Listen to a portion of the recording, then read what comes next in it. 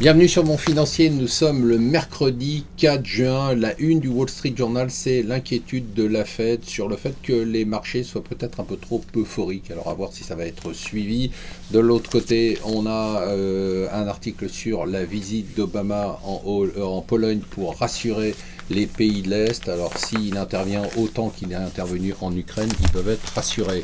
La pression monte sur Draghi, bien sûr, c'est demain, il va probablement être en place des taux d'intérêt négatifs, et du coup on a un article très intéressant dans le Financial Times sur l'expérience des taux d'intérêt négatifs, où ça au Danemark. Et bien au Danemark, de juillet 2012 à avril 2014, et bien il y a eu un balai incessant de banquiers centraux pour venir voir ce pays où on a instauré des taux d'intérêt négatifs. Est-ce que ça marche?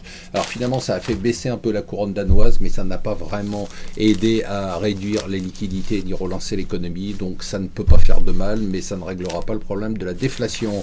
Ça y est, c'est officiel, le patron de Sanofi est parti aux États-Unis, encore un exil. Il a dit que c'était pour des raisons familiales, la famille a bon dos. Ça y est, le gouvernement monte au créneau pour la BNP. En gros, le gouvernement dit bon, qu'ils se prennent une amende, c'est normal, ils ont déconné, mais 10 milliards, faut quand même pas exagérer. Donc en gros, 5 milliards c'est bon, 10 milliards, bonjour les dégâts.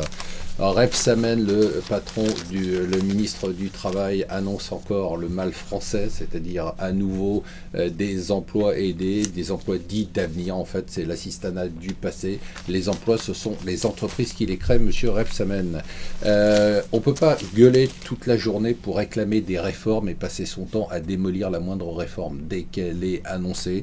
Donc certes, la réforme territoriale n'est pas parfaite, certes, elle est améliorable, certes, elle s'est faite dans la précipitation, mais elle a le mérite d'exister. Et enfin, la bonne nouvelle, c'est qu'il faut être proche de votre famille, parce que si vous avez besoin d'argent, c'est elle qui vous prêtera de l'argent en dernier rempart. Voilà, c'est le dernier rempart, la famille contre la crise. Donc ne vous fâchez pas avec les membres de votre famille.